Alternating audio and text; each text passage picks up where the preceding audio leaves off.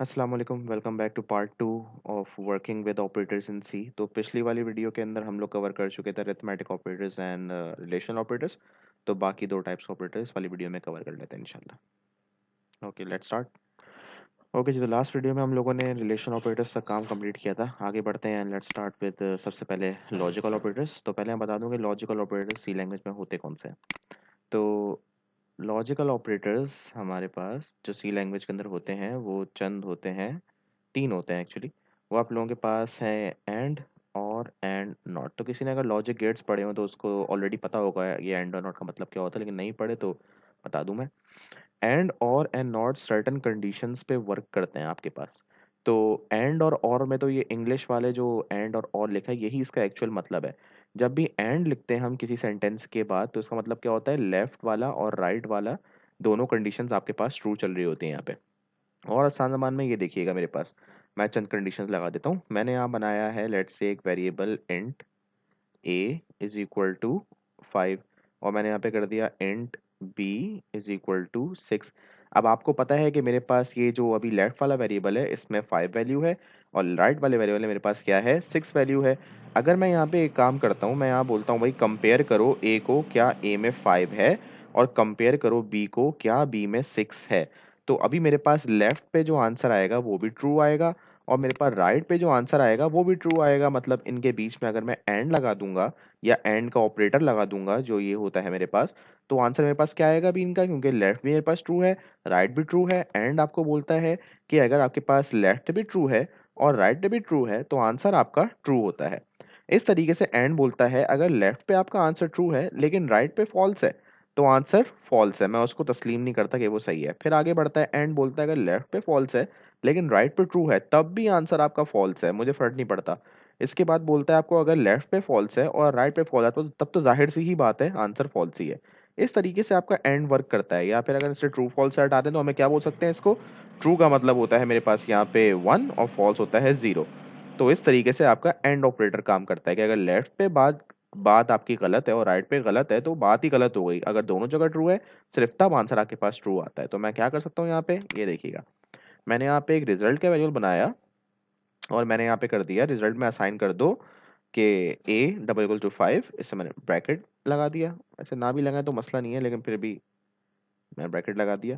अब क्या होगा आपके पास, अब दोनों वैल्यूज कंपेयर होंगी कि मेरे पास भाई लेफ्ट पे क्या है और राइट पे क्या है। अभी तो हम जानते हैं आंसर क्या आना है, मेरे पास अभी आंसर आना है 1, क्योंकि लाजमी सी बात है ए 5 के बराबर बिल्कुल है और सिक्स बी 6 के बराबर बिल्कुल है, कोई मसले की बात नहीं है। इसे मैं शिफ्ट कर देता हूँ, मैंने यहाँ पे कर दिया R1, ठीक है, और मैंने R1 पे बोल दिया कि ए लेस देन 7 और मैंने यहाँ पे इसको एंड कर दिया कि भाई बी मेरे पास हो जाए लेट्स से ग्रेटर देन 8 या 85।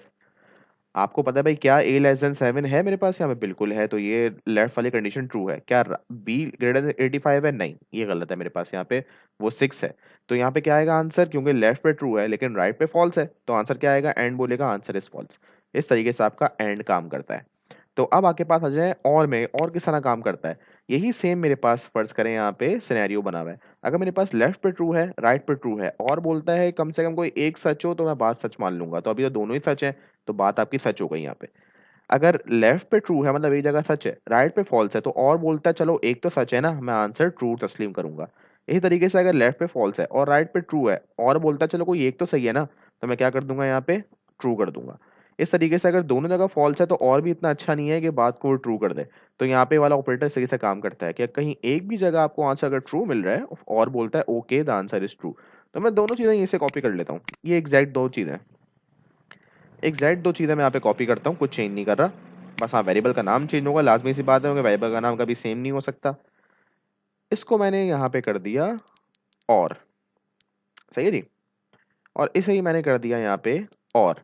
अब क्या होगा मेरे पास यहाँ पे, ये तो सेम रहेगा क्योंकि और बोलता है कोई एक सही है तो दोनों ही सही है, कोई मसले की बात नहीं है। लेफ्ट भी ट्रू है राइट भी ट्रू है, आंसर 1 रहेगा, कोई मसले की बात नहीं। लेकिन यहाँ पे देखें लेफ्ट ट्रू था लेकिन राइट फॉल्स था, और क्या बोलता है कोई एक ट्रू बात ट्रू हो गई, तो यहाँ पे क्या आ जाएगा आपके पास 1 आ जाएगा, बिल्कुल सही है। लास्ट वाला आपके पास है द नॉट ऑपरेटर। और नॉट का सिंपल सा मतलब ये होता है कि वो हर चीज को रिवर्स कर देता है आपके पास। जो भी चीज आपके पास अगर सही है उसे गलत कर देगा, गलत है उसे सही कर देगा, जीरो है तो वन कर देगा, वन है तो जीरो कर देगा। तो नॉट का मतलब ये होता है, इस तरीके से काम करता है ये। तो नॉट आपके पास हम बोल सकते हैं द रिवर्सर। हर चीज में, जैसे ऊनो का रिवर्स कार्ड होता है ना, नॉट इस तरीके से काम करता है। तो आपने यहाँ पे क्या किया, मैं सेम काम कर लेता हूँ, यहाँ पे नॉट को इस्तेमाल करने का आपको तरीका दिखा रहा हूँ।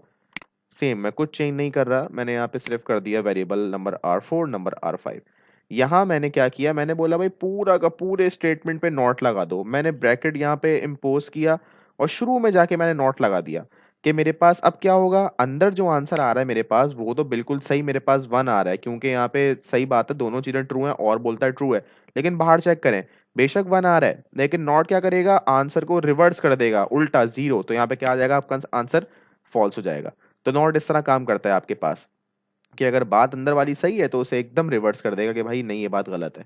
इस तरीके से अब मैं पूरे या तो स्टेटमेंट पे नॉट लगा सकता हूँ या फिर मैं किसी एक स्टेटमेंट में नॉट लगा सकता हूँ। तो मैंने यहाँ पे नॉट लगा दिया।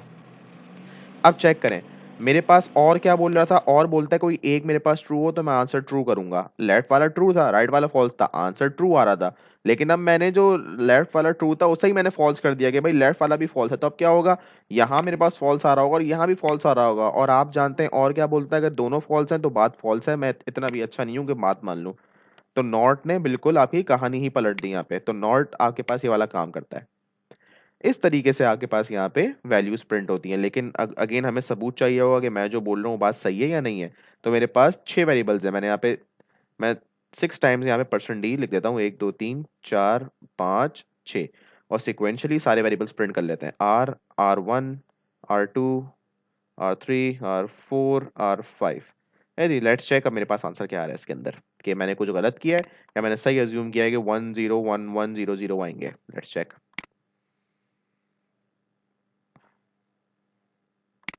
क्या आ रहा है आंसर, 1 0 1 1 0 0 1 0 1 1 0 0, बिल्कुल सही आंसर आ रहा है मेरे पास यहाँ पे। तो कहीं भी मेरे पास शिफ्ट नहीं हुआ। अगर आपको कुछ भी चीज चेंज करनी हो इसके अंदर, अपने साथ चेंज कर लेगा, देखिएगा आपके पास आंसर क्या आ रहा है। तो इस तरीके से आपके लॉजिकल ऑपरेटर्स काम करते हैं, एंड और एंड नॉट के।